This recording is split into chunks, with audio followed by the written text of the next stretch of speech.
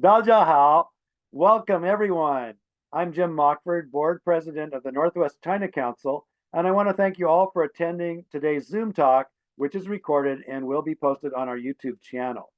This is in webinar format, so you will be muted and you may enter questions at any time by clicking the Q&A icon at the bottom of your screen, and you can open up a dialog box and the questions that will be entered will be responded to probably at the end of the program.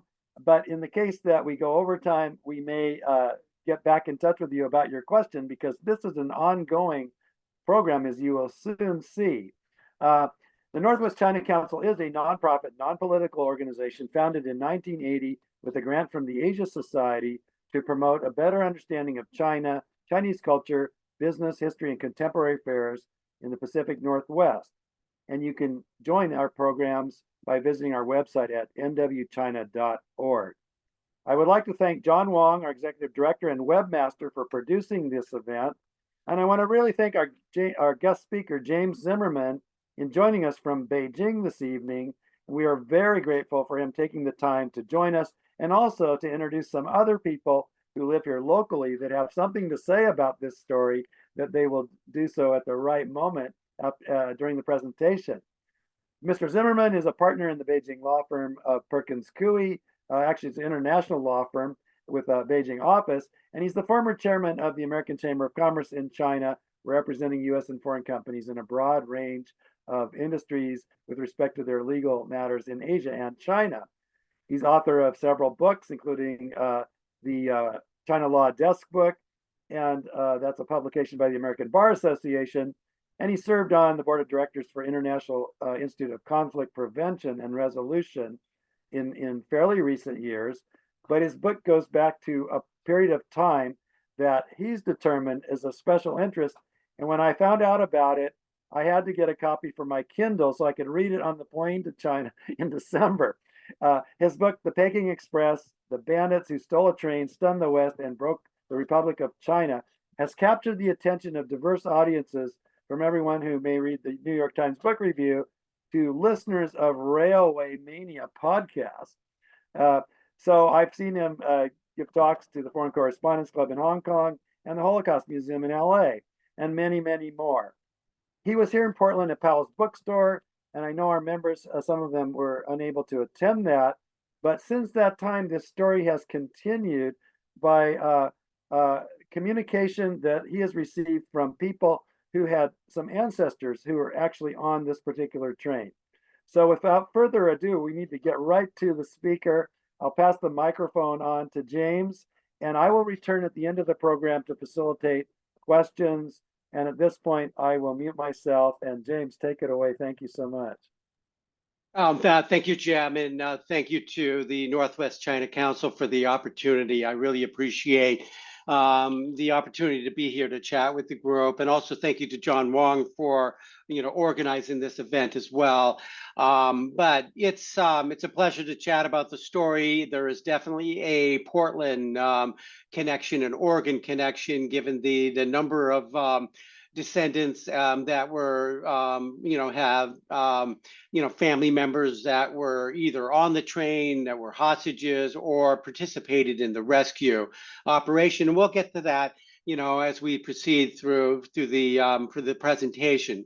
But I'm going to share my screen with you with a PowerPoint, just give you an idea of some of the photos and things that represent the story. But in general, this was not a great time for China. In 1923, what was called the warlord era. It was a time when it was just 10 years after the fall of the Qing government, and after that, the Republican era, as they call it. There was just a number of warlords, that came into power, one after another, and it created a situation where you had warlords, armies that were at the provincial level, or regional level, that were fighting one another, and the more they fought, you would have more and more soldiers that ended up being disbanded. that were when one warlord prevailed over another warlord. There was a lot of troops that had to be basically let go and released. And unfortunately, these were men that were armed and that didn't have jobs, and were basically told to go back to their hometowns. But they created a real security issue for the government. Now, when one warlord prevailed over another, what they didn't do is solve the issues. They didn't disarm the men. They didn't find them jobs. They didn't provide them with food. And so you had a situation where you had these a large roaming bands of men throughout the countryside, including in Shandong province, that were either looking for food or looking for trouble. And this caused almost an existential concern for the government. So you had these bands of men, and this was something that was an issue in the early 20s. So in the meantime, the Chinese government saw the railroad as a way to unify the country, as a way to drive modernization, to drive trade, to drive commerce. So a little backstory on the railroads is China was very, very slow in warming up to the idea of railroads. The first railroad in China was in 1876. It took years for the promoters of this railroad to get approval from the Qing government. And what it was only a 9-mile line of track from the city of Shanghai to the port of what's called Wusong. So after years of trying to get approval, the government allowed the railroad to be built, but it lasted 1 year. And the Qing government had the whole rail line, 10 miles of track, dug up and thrown in the ocean, all the cars thrown in the ocean. And China's early experiment with railroads was very, very short lived. Now, fast forward to 1900, around the time of the Boxer Rebellion, China only had about 10 miles of usable track. I mean, it was and the railroad was just not something that the government saw as a priority. And part of the concerns during when the Qing government was actually removed from office through the revolution was there was concerns about the inability to modernize. So after the Boxer Rebellion, the government started warming up to the ideas of inviting foreign governments, foreign companies, bankers to bid on the construction of the railroad. By 1920, they had about 5,000 miles of track. Now, you compare that with the US. The US had 192,000 miles of track crisscrossing the continent and servicing every pioneer town in North America. And Europe was the same. So the US and Europe were light years ahead of China. But the government did see the Qing, they actually, when the Republican government came into power, they started saying they wanted to modernize the railroads. So by 1923, they had significant investments and continuing to build, track across the country. They invested heavily in the express trains, which is part of the story. In January of 1923, which was a little over 4 months, after this, before this incident, they had just launched the express trains. Now, the express trains from Shanghai to Peking, was a big deal. It was a huge, huge accomplishment for the Chinese government because before they had the express trains, to go from Shanghai to Peking was a 5-day journey. All right, and that was mostly by ocean-going vessel. So building the express trains was a big deal for the government, was a big deal for China.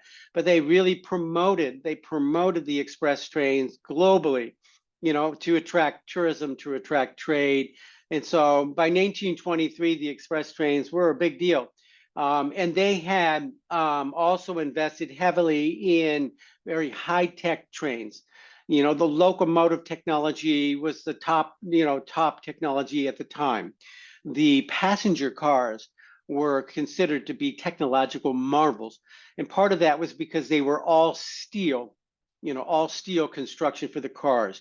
Before they had all steel construction, it was mostly wood cars, which created safety issues, security issues, because what happened when there was a collision, you would have one car that would telescope on top of another. So the fatality rate with the wood cars was very, very high. And so the Chinese at the time, in much the same way as they do today, they wanted the top technology, and they spent a lot of money, on the express trains. But unfortunately, the trains going from Shanghai to Peking also went through bandit country, with all of the issues of the disbanded soldiers, they had to cross through bandit country, which was an issue. So imagine yourself, at the Shanghai Nanking railway station in Shanghai, where there was 300 passengers from all over the world that were getting ready to board the Peking Express. All right, now, and these were people from all over. You would be able to hear, if you were in the waiting room, you would hear languages such as German, French, Italian, English, multiple Chinese dialects from across China. You would hear Japanese, you would hear a variety of Asian languages, and it was more of a reflection of the diversity of Shanghai at the time. And you had the movers and shakers of the Shanghai business community. And at the time, there was a very large group of Jewish merchants. So on the getting ready to board the train was 8 members, young men representing the Jewish merchants community. With the bankers and the real estate folks, the securities, traders and so forth. They were getting ready to board the train. You had a very well-known lawyer, G.D. Musso, who represented not just the gun runners he represented the warlords, but he also represented the opium interests, the opium monopoly. He was getting ready to board the train. You also had families, and as you see a photo on the screen, it's a family, and that is the Major Pinger and his wife and his son and 2 sons getting ready to board the trains. They were actually expats that were stationed in Manila. And Major Pinger was actually a U.S. Army major. And they made a decision that in returning back to the U.S. after a tour of duty in the Philippines, which at the time, that was a U.S. possession following the Spanish-American War. But the Pinger family made a decision that on their way back, home, that they would see China. And it would be a great opportunity for the kids, to see China. You also had honeymooners from around the world that were on a around the world honeymoon that were going to see China as part of their trip. And in addition, one of the most conspicuous passengers was a lady that was wearing basically what looked like an Easter bonnet in a photo of hers here, and she was Lucy Aldrich, which was the sister-in-law of John D. Rockefeller Jr. Right? So getting ready to board the train, you had 300 passengers from all over the world, tourists, business folks, and so forth, getting ready to board the train. And just imagine yourself sitting there and you overhear someone say that, hey, this train is going to go through a bandit country. All right. So, as the pingers are sitting there, you can just imagine, a Major Pinger overhearing a conversation where someone says, yes, we're going through bandit country, but what you have with you is the Handbook for China. This is the 1921 edition, and it's much like the today's Lonely Planet guidebook. It's full of maps and it's full of descriptions about travel in China. But this book also has a whole section on bandits and what to expect. And so as you're sitting there waiting to board the train and you're overhearing people talk about, that they're going through bandit country, you read you read your handbook for China, and it says, all in all, travel on the regular routes is as safe in China as in any other part of the world. Robbers and pirates exist, of course, and there is usually a revolution or rebellion going on in some part of the country. But but these things add zest rather than danger to your journey. So you can just imagine the passenger saying, don't worry, everything's going to be fine. We're going to board the train and we're going to be safe. Now, so all right, so you have all these prominent passengers getting ready to board. Let's talk about the bandits. The bandits themselves were a very interesting group. I had mentioned at the beginning of the talk that a lot of them were disbanded soldiers. People just looking for work, looking for jobs. That's what the most of the bandits represented.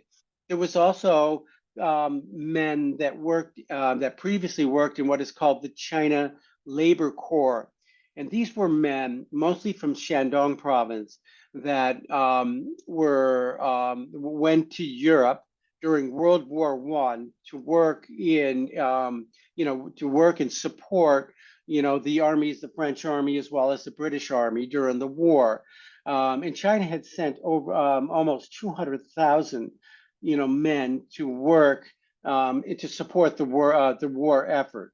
Now, while those that worked in the China Labor Corps had built a lot of experience with modern weaponry, modern machinery, but they spent most of their time digging trenches as well as digging graves and burying bodies. Now, when World War I ended in 1918, a lot of them went back, and a lot of them went back to Shandong. But unfortunately, these were men that really, had no jobs and no place to go. So they joined the bandit armies. So within this, within this group of about 1,000 men with this bandit army, you had people that were fairly sophisticated, and they were, in addition to experience with modern weaponry, modern machinery, you also had several that spoke continental languages like French, German, English. So within the bandit army, they were fairly sophisticated, and so there was one gentleman that I wrote about in the story who was nicknamed the Frenchman because he was fluent in French and was able to communicate with some of the foreign hostages that, spoke French. There was also a gentleman that spoke Russian, and he was actually a soldier of fortune that fought in the Russian Revolution. But when he went back home to Shandong province, again, he didn't have a job. And so joining the bandit army was the only option for him.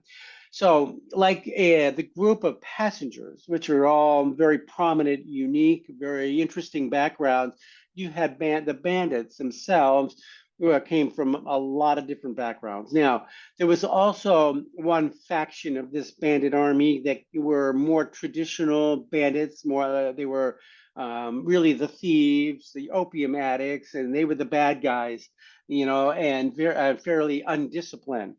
But the leader, his name was Sun Miao, and there's a photo of, actually two photos of Sun Miao with the white hat. He was a guy that was a former officer who was just, him and his 700 men were disbanded. And Sun Miao, all he wanted to do was go home, to southern Shandong. But the warlord in power would not allow Sun Miao to go home. Sun Miao wanted to protect his men. He had 700 men that looked to him and wanted them to find jobs and work. Unfortunately, the warlord in power, was not welcoming Sun Miao back to Shandong, and actually had Sun Miao's brother executed. His brother was not a soldier. His brother was not a bandit. His brother was a local scholar. And the warlord in power had his brothers executed, his head decapitated, and had the head placed in a basket and hung at the railway station in Linchang. And when Sun Miao tried to go home, and that was what he was welcome with, And at that point, Sun Miao said he had enough, and he was going to take up arms, and his men would take up arms against the warlords. Sun Miao's agenda was more of a social political agenda. He was not looking for ransom. It was not an economic agenda. Basically, his agenda was to get, the warlords out of southern Shandong, to have his men, be able to have jobs, to be reinstated into the army. And so that was his agenda. And he came up with the idea that he was going to derail the Peking Express as it was going northward. So on the morning of May 5th, 1923, the train left Shanghai and made its way up northward. In Shandong, which is basically in the center of the country, this is where Sun Miao was operating, and he derailed the Peking Express. And the way he did that was he removed what is called the fish plates, well, with the steel plates that hold the rails together. He chose the night of May 5th, early morning of May 6th, because through his network of spies, he was able to determine that on that night, the guards that were supposed to be guarding the track, were not working that night. And in most evenings, they had guards and sentries posted every 100, 200 yards, all the way up through China. That night, they were not working because the rail guard chief was had his birthday party, and nobody went to work that night. So Sun Miao chose that night because the train was effectively unguarded. Now, he removed the fish plates on 16 sets of rails, chose a location that was on a slight incline and curve, so the locomotive actually had to slow down. Now, these trains, unlike the high-speed trains today, which go several hundred miles an hour, the locomotive technology back then, the maximum speed was about 35, 40 miles an hour. With being on an incline as well as a curve, the train had to slow down to about 10 miles an hour. And so at that spot, the conductor slowed the train down. The track, from what he could see with the headlight, he could see that the track, there was nothing wrong with the track. But when he hit the spot where the fish plates were removed, the locomotive, being very, very heavy, basically just sank into the embankment, while the conductor had no time to brake. And so the cars behind the locomotive basically just fishtailed and fell off the track. And then from that point, 1,000 members of the Sun Miao's bandit army set upon the train, and they took 25 foreigners from multiple countries hostage, 75 Chinese, and started hiking across the countryside. They went for a total of 34 miles, and this resulted in a hostage crisis for 6 weeks. So immediately after this happened, all sorts of rescuers, fixers, and diplomats showed up on the scene. There was 5 major countries that were involved. One is Italy, France, Britain, the United States, and Mexico. At the time, Mexico did not have any representatives, so the U.S. actually watched for the interests of the Mexicans that were part of the hostage group. But because this went on for 6 weeks, there was a need to make sure that people were fed. And so they had a rescue operation to send food up to the bandit camps. And then you had also missionaries involved. You had a Presbyterian missionary by the name of Reverend Carol Yerkes. And his grandson is with us tonight, and we'll talk more about that later. And you also had Catholic priests on the scene, all helping to resolve the issues and to get the hostages released. So, in addition, you had a lot of newspaper men, correspondents that were either on the train and became hostage, or they ended up being either escaping or being released. or just showing up on the scenes to cover the story. Now, what this meant that, during that 6 week period of time, this story, the hostage crisis, was in the news on the front page worldwide. And the speed at which the newspapers reacted to this was faster than the government's. And the best example of that was that John D. Rockefeller Jr. was working in his garden in Seal Harbor, Maine, the morning of May 6, 1923, just enjoying a beautiful spring morning when a reporter, an Associated Press reporter, came up to him and asked if he had any comment about the fact that his sister-in-law, Lucy Aldrich, who had been taken captive by Chinese bandits in the middle of nowhere in China. And Rockefeller looked at the reporter and said, "That's ridiculous. That's nonsense." He goes, "I run the Standard Oil Company of New York, which is short for Saucony, and I run Saucony, and I have people all across China, and I would have heard about it from them before I heard about it from a reporter, but the reporter was right. After he was confronted by the reporter, Rockefeller called the Secretary of State and said, "What's going on in China?" And the Secretary of State says, "I have no idea." But sure enough, telegram after telegram after telegram started coming in that said that Lucy Aldrich, John D. Rockefeller Jr.'s sister-in-law, was indeed held captive by Chinese bandits. So the reporters did a fabulous job getting the word out around the world, but they were there. All right, so it ended up being a 37-day hostage crisis. And over time, some of the hostages were released, and it came down to about 8 hostages that were the final group. They were held hostage in a temple, what is called today is called Sanqing, in the story, and at the time it was called the Temple of the Clouds. It was an old and ancient Taoist temple, and been around for about 1,200 years. And so they basically lived in the temple compound. Now, one of the things that the bandits did, because they were very worried about the Chinese army, which had encircled this mountain. You see the photo of what is called Paozuka Mountain, but this is where it took place. But the Chinese army had surrounded the mountain. And so what they did, but they split up some of the hostages. And so they sent to the top of the mountain 3 Americans, including Major Pinger, and another major by the name of Major Allen, as well as Lee Solomon, who was a businessman.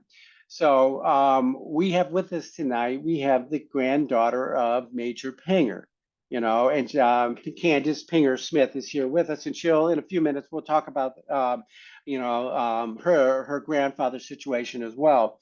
So anyway, this temple, the architecture still remains today. It's pretty much in generally the same condition it was in 1923. And there is also a tree. I mean, it was a 1,200-year-old tree that still exists, and it's exactly the same tree that both the hostages as well as the bandits slept under during the 37-day hostage crisis. So these photos that you see were actually taken by Major Pinger. And what had happened was Major Pinger's wife sent up to the camps a camera, and he was able to take photographs, and those are also included in the book. So anyway, now how it ends.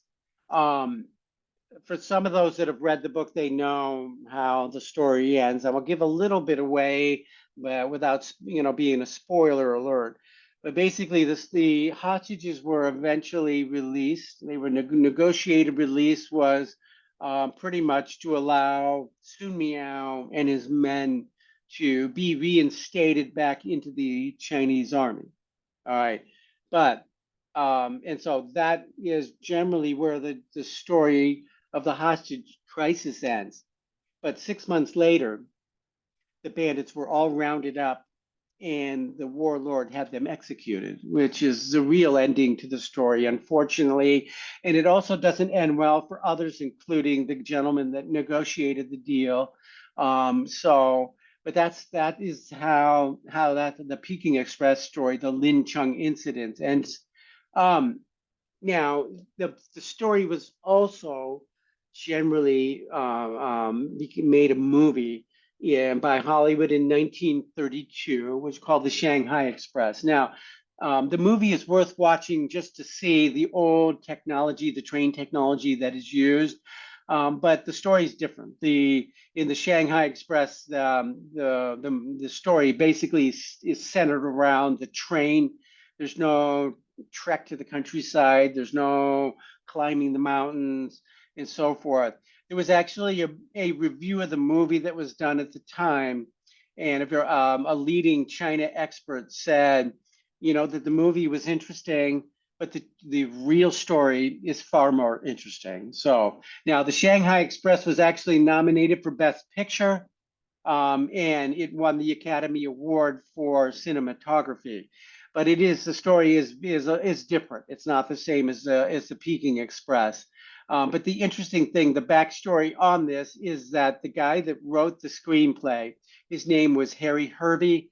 Harry Hervey was actually working in Asia during this crisis. He was a tour guide on a cruise ship in Asia, and like everyone else, at the time, they were Harry Hervey was reading the newspapers every single day, and he thought, wow, this will make a great movie.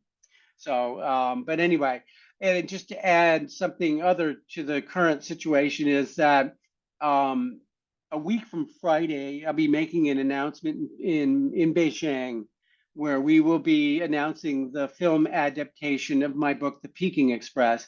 And the consortium of producers as well as directors are very well known in Hollywood, and then the director is very well known in both China as well as Hollywood, and they've both have a very strong A list of movies that they've done. It will be so this will be a press conference. It's going to be a week from Friday, and members of the diplomatic community as well as the film industry will be attending that, and there'll be more information that's going to be circulated throughout the media, and I'll circulate information through the council as well. But anyway, that's part of the Peking Express story. Now, I would love to introduce you to two people that are with us, both from the Portland area, the Oregon area, and one is Candace Pinger Smith, who I've met several times, and I've had the pleasure of going with her and her husband to the Paltuku Mountain, and we did that before the pandemic, but that was actually the second time that she went, and with the idea to retrace the steps of her grandfather as well as her father. Her father at the time was only 8.5 years old. It was an incredibly traumatic event for her father. But I'll let her talk about that. But she actually went to the Temple of the Clouds, and there's which is in the foothills of Patsuku Mountain. And it was a real pleasure meeting her and her husband as they retraced the steps of her grandfather and her father. And then after that, now I'm going to come back to this slide in a second, Candace, but after that, I would also like to introduce Harvey Klein.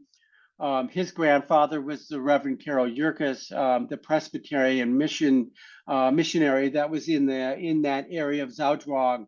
And Harvey came over actually last October. We were able to go to the existing Christian church, which was actually built. That church was built by his grandfather, and by 1923, his grandfather had already been there 20 years. His grandfather's role in the whole story was that it provided food. The mission provided food and provided support during the negotiations. So we'll have Harvey talk at chat as well. But let me go back. I'm gonna introduce Candace.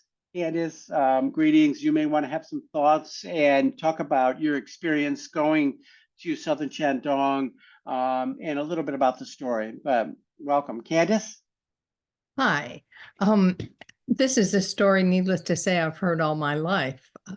When my grandparents used to visit in the summers, excuse me, my grandfather could tell this story over a period of several evenings. And being a career Army guy, he took on this captive situation as an engineer and a doer.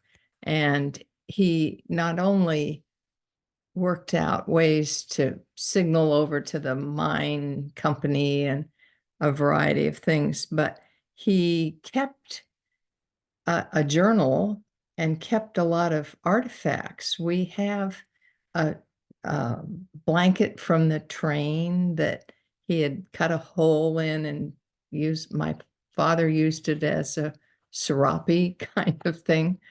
And Grandpa made maps.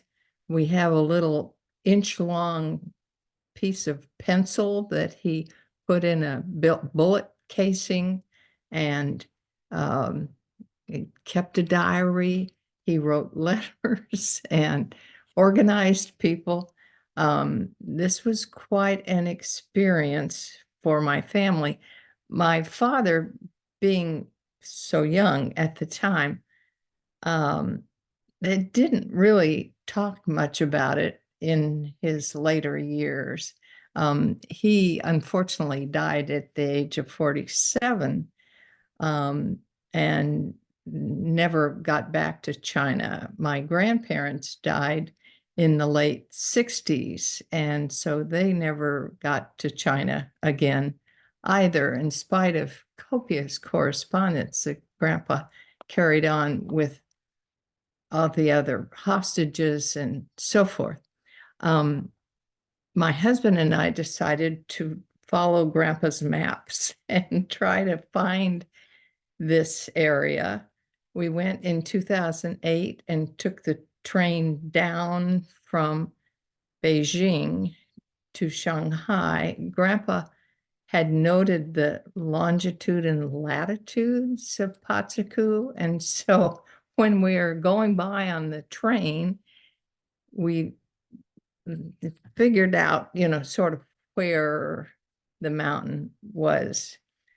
We hired a taxi and a translator and took off through the back roads, and ultimately found Baodigu, Patsaku Mountain. At that time, the little villages we were going through exactly looked like the photographs that Grandpa had taken, little stone houses with kind of thatched roofs and so forth. We did get to the actual location, and a woman caretaker there invited us into her little bamboo cottage and gave us hot tea. It was freezing cold. So we were able to see the ginkgo tree and the temple and so forth, but we were not able to go to the absolute top, where Grandpa was toward the end. Going back in 2019 and meeting Jim was a whole different experience. China had expanded, obviously, dramatically. That you see in this picture, the broad highways lined with, in this case, photinia, they were lushly planted, and the whole Patsaku Mountain area was kind of an amusement park. They had water slides and souvenir shops and so forth. It was astonishing to see. They had built a stairway up the mountain, a regular path you could take. And we did climb up, but unfortunately, the park was closing by the time we got just below the real top, the butte there. And we went back down without ever getting to the tippy top. I still would like to go back and do that, see that. My grandparents had a rug made of this experience that shows the outline of Patsku Mountain and little donkey milling the grains that they ate and the whole sort of story. Anyway, it's a fascinating story. We're trying to figure out what to do with all these artifacts that we have, how to maintain them in some sort of proper place. But we're so thrilled that Jim took on this project and filled in all the blanks, and that the book is being so successful because it's such a good read. Yeah, thank you, Candace. I mean, one of the things too is in the fact that your grandfather kept such detailed records, and his diary was 175 pages long, and that's just for 37 days. And he was a remarkable engineer, and reading the detail allowed a writer, a researcher, to actually get in the shoes of those that were experiencing, this crisis. When I initially did research, I got into government records and archives and all that, but I really knew I had a story when I found the family records, and that's the Pinger records were fabulous, and all those artifacts, amazing. I mean, as you and I have talked, a lot of what you've got really needs to go into a university archive to preserve history, because this is history. I mean, it's really, really profound and amount of materials that you have. And I mean, in addition to the Pinger family, but I know you guys also have the records of the Allen family. The Allen, Major Allen's own diary, the only copy is in your possession. And so there's other families too, like the Falloon family of Chicago, the Anderson family in Massachusetts, that have they too have like boxes of stuff. But this is history, and for the researchers, for historians, the fact that you guys have preserved all that is just amazing, and it really should eventually go into to archives. Um, so, but yeah, and you are absolutely welcome to come back, and all the members of the extended Pinger family are welcome to come back, and so we can go eventually climb to the top of that mountain. So, I mean, last year alone, I climbed twice, but it was funny because when we at the 100th anniversary, which was last May, and I led a group of media, newspapers to go there and kind of trace the story. The Shandong government was involved. The Shandong government has been very, very supportive. And so when we showed up at the bottom of Pazuko, they said, "Oh, the cable car's not working." And I'm like, everyone's like, well, if you guys want this to be a tourist attraction, you got to get the cable car working. Having said that, all of us climbed up, and it's 94 stories climb. It's doable. I mean, you would do fantastic. You just take your time. The hardest thing is coming back down because it's 94 stories straight down. So it's more stress on your knees. But the interesting thing, and I could tell you, is that the government, Shandong government, is very, very supportive. They like the idea of of this movie coming and being developed, but they also issued a first day of issue stamps, which is kind of neat because now you've got the government that's supporting that. But the fact that, I mean, as a writer, as a historian, I mean, get it to your family in the amount of information that you guys have compiled, and you have really, really have developed. I mean, part of the I mean, if it wasn't for you, I probably would not have written the stories. I mean, the diary of your grandfather was so detailed. It was amazing. So, I mean, I really want to thank you for that. But I mean, I know we're short on time. I do want to move over to Harvey real quick, but thank you, Candace. There may be questions for you as well. So anyway, Harvey, you came over to China in October. You may want to chat a little bit about your grandfather, your mother, their time in that area as well, and talk about your trip as well. Harvey? Hello. Hi. Yeah, this is Harvey. And let me just pick up on a little bit what Candace said quickly, because when I met her here in Portland, I was just astonished also at her grandfather's records. And I have to say that I regretted that my grandfather did not produce such a wealth of history. I have heard the story from my grandfather many times. He just during the evenings, he used to call it the Blue Express. He knew it as the Blue Express. We grew up knowing it as the Blue Express. And then later I learned that he did have some papers which my mother sent to the Yale Divinity Library. So I did go there. I guess James went there as well. So I did get some work from him with pictures and some stories from him, as well as from J.B. Powell, who was a journalist who wrote some of this information. But yes, the trip for me was familiar in the broad sense. And I thank James, of course, for filling in all those details.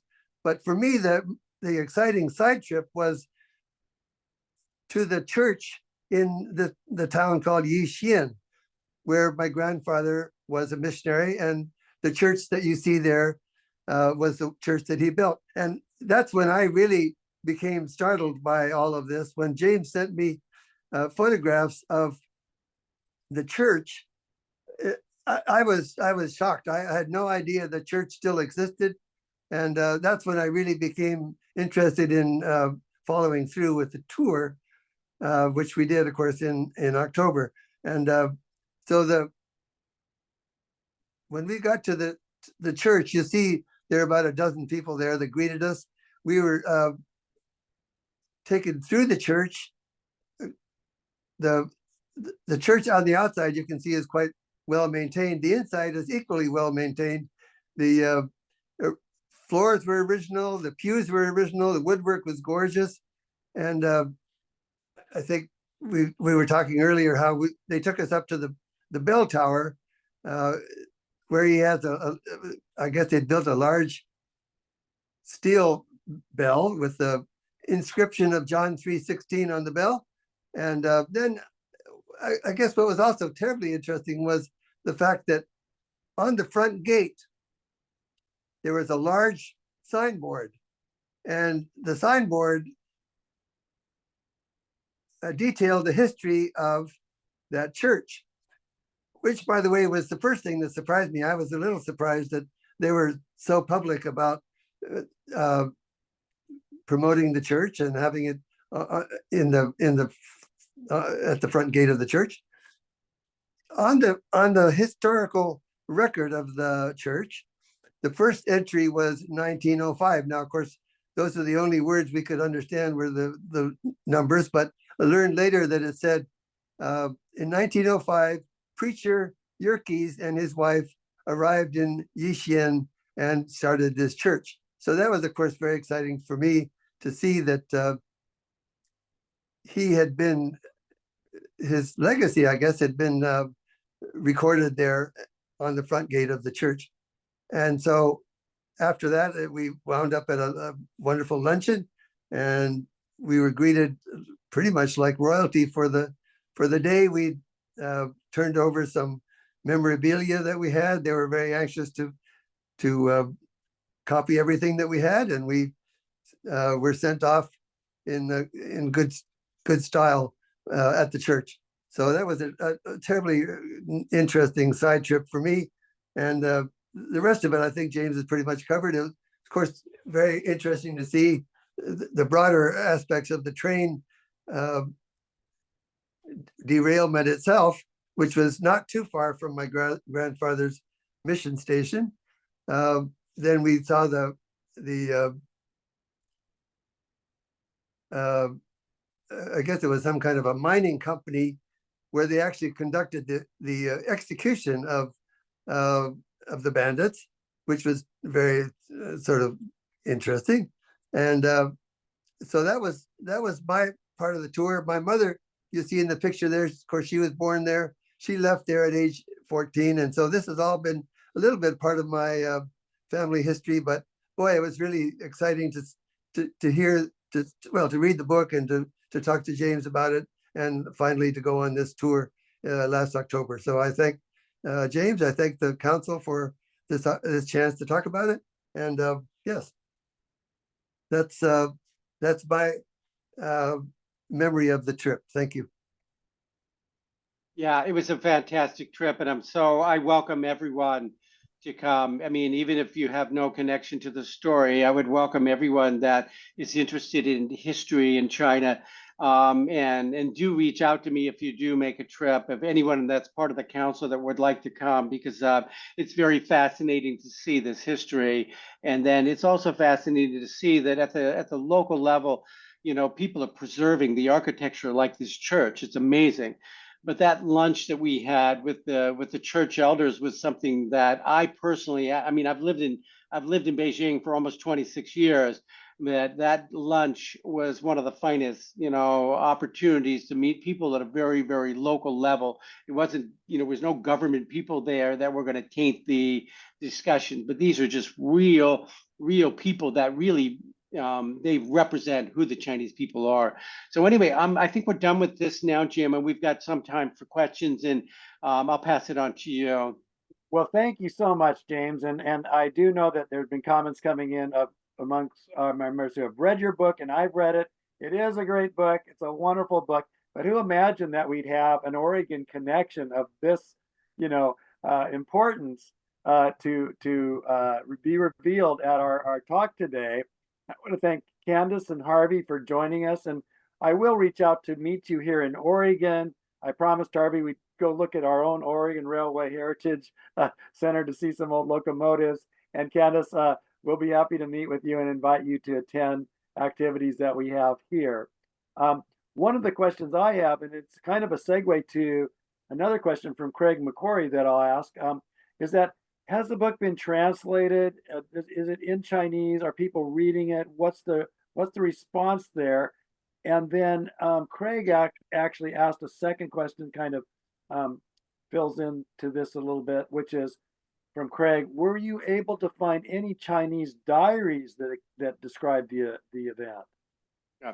I mean, on the first question, right now the Chinese version is under works, and it looks like that will be released. You know, after the translation is completed, will probably be published in China at the end of this year, beginning of 2025. I've also have a Japanese version coming out, and so we're working on multiple different translations of that. I can tell you that the English version is available in China, and which is very rare. Most books on history or politics are banned, but it is very much available on the ground. The local authorities have been very supportive, and which is a good thing. Now, the question on the sources, I was able to, I tapped into the Nanjing archives, which has most of the Republican era documents. And I was able to, most of the government records and statements that were issued back in the 20s about the incidents, I was able to locate. I also was able to find records of at least two of the Chinese hostages, and they're very much addressed in the story. The bandits, I was not able to locate any documents other than those that were prepared and went into the government records. And so the bandits did issue statements and proclamations and so things like that, but there was no specific diaries. And part of that was these guys were executed. So, I mean, they, having said that, I did meet with the grandnephew of Sun Miao, and he's in his mid 70s. He obviously wasn't around in 1923, but Sun Miao's grandnephew was able to talk to me about some of the stories he heard in the family. The things that he heard in the family were like, the Sun Miao was a man of the people. He really cared about his 700 men, his army, and that he didn't need to do this. I mean, he didn't need to be a bandit, so to speak, but he ended up doing it because he cared about his people. So I mean, so I heard more of the family, the verbal family histories, but I was not able to find any like diaries of the bandits because most of those guys didn't survive. But the government records, there was some. So but anyway, there was one of the questions I noticed in the chats from Jeff Kingley was what type of material support was provided by Carol Yerkes. And for the first week, there was very little food going up to the bandit camp. And so for the first week, it was the Presbyterian mission that supplied food, including fresh vegetables from the garden, the mission garden, bread, as well as ham. And well, this was basically locally made ham.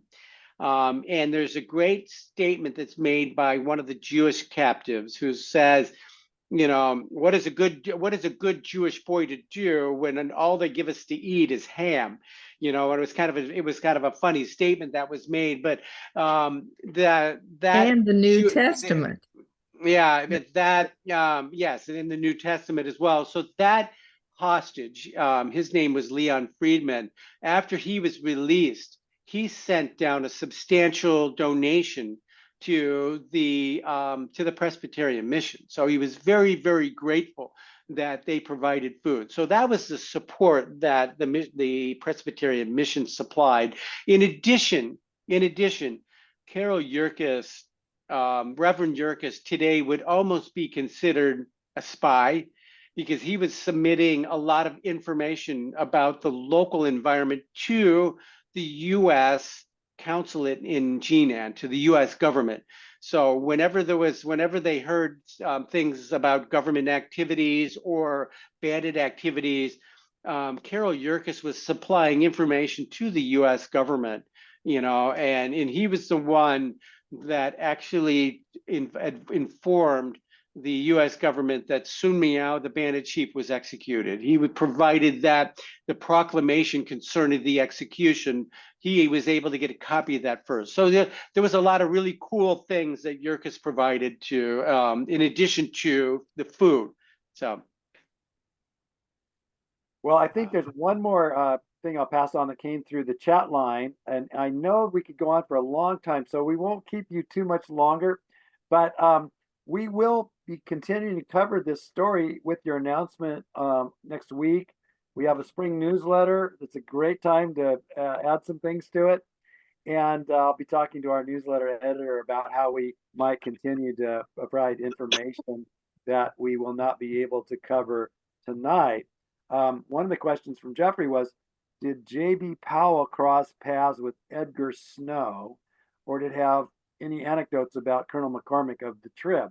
So these kind of questions might keep coming into us after this session's over tonight, but we're going to stay in touch, James. This is really a great story.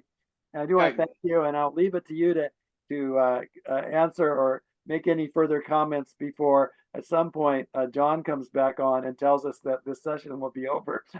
So Yeah. go ahead and take it away here. Yeah, I mean, there was J.B. Powell was a very well-known American publisher and journalist, and he knew all the key people, including, I'm sure that he met with Edgar Snow, and as well as, I mean, he was actually very close with Chiang Kai-shek.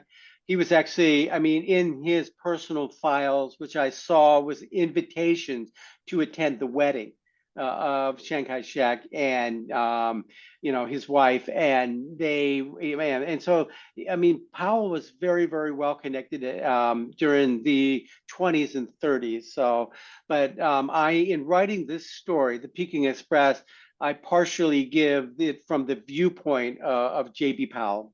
So, And actually, that I could keep going with many questions, but one is, what's the interest of this book, this story in Taiwan?